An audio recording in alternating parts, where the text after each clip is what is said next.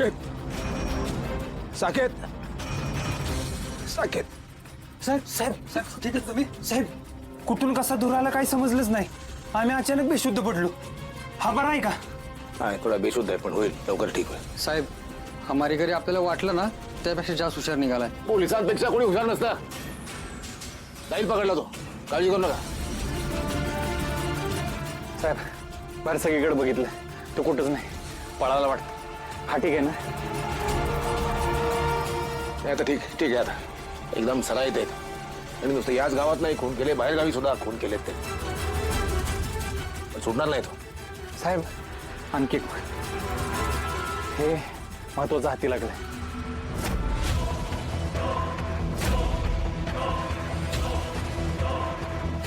तुमचा संशय खरा ठरला हे हॉस्पिटलचे कपडे जाळले गेलेत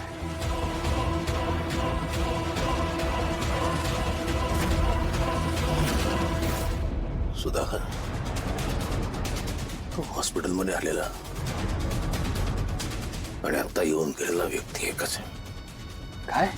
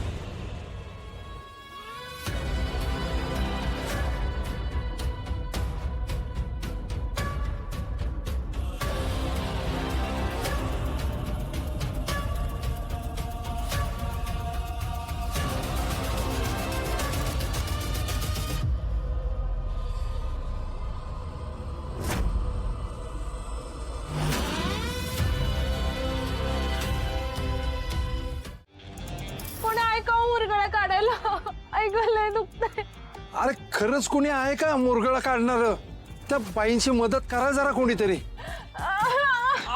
सावकाश जरा थांबा बरं सावकाश लालेजी मी काय म्हणतोय मी मदत केली तर चालेल का तुमची हरकत नसेल तर हो करा की हो सावकाश थांबा एक मिनिट इथं पाठवा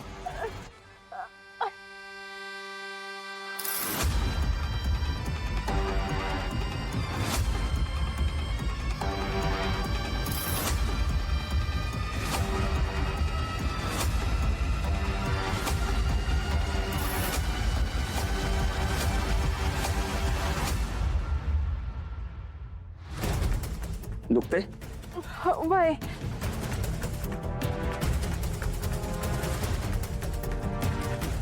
थांबा थोडी कळस असं फक्त बाय थोडा त्रास होईल सहन करा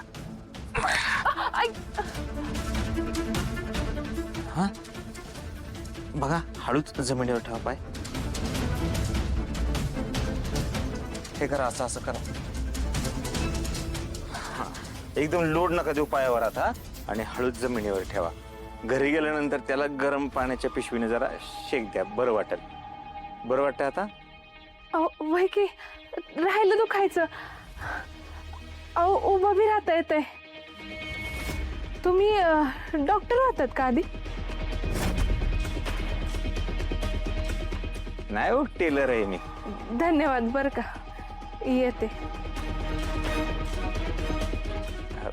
लालेजी निघायचं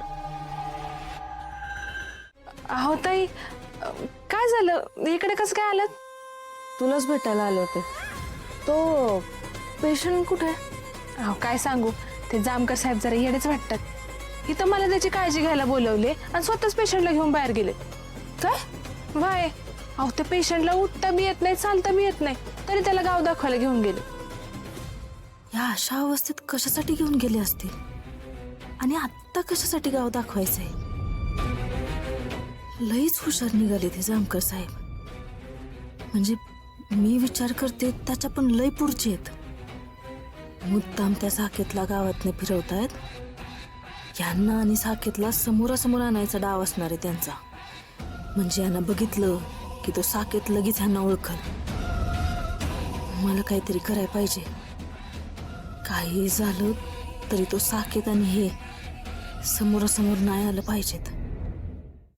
लाली ते अहो कुठे हरवलात? ताई तुम्ही ना माझं ऐकतच नाही.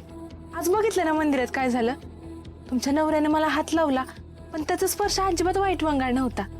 मी तुम्हाला सांगते चांगला आहे तुमचा नवरा. अहो पुरुषानं चेहऱ्यावर किती बी सभ्यतेचा आव आणला ना तरी बाईला तर स्पर्श कळतोच की. आणि त्यांच्या स्पर्शामध्ये काहीच वाईट वंगाळ नव्हतं. पण काय पण म्हणा तुमच्या नवऱ्याच्या हातामध्ये जादू आहे जादू. लायकीत राहायचं हं? माझ्या नवऱ्याचा हात कसा आहे ते मला नाही सांगायचं. जेवढं सांगितलंय तेवढंच करायचं. लय पुढं जायचं नाही. तुला जेवढं काम सांगितलंय ना ते नीट कर. करते पण ताई ते जरा कामाचा पैसा आता मिळाला असं तर बरं झालं असतं. आता लगेच नाही पण थोड्याच दिवसात देईन तुझे पैसे. पण तोपर्यंत काम नीट सुरू ठेवायचं. हा आता हाय का? म्हणजे अजून बी तुम्हाला तुमच्या नवऱ्यावर संशय आहे व्हय? तुला काय करायचंय ग? माझा नवरा आहे त्याच्यावर संशय घ्यायचा का नाही, किती घ्यायचा, कसा घ्यायचा हे सगळं मी ठरवणार. तू या सगळ्यात मध्ये पडायची गरज नाही. होय. आणि हां, तो जो पेशंट आहे त्याची तब्येत कशी आहे, त्याला काय वाटतंय, कसं वाटतंय, कशी सुधारणा होतीये हे सगळं मला कळायला पाहिजे. कळलं?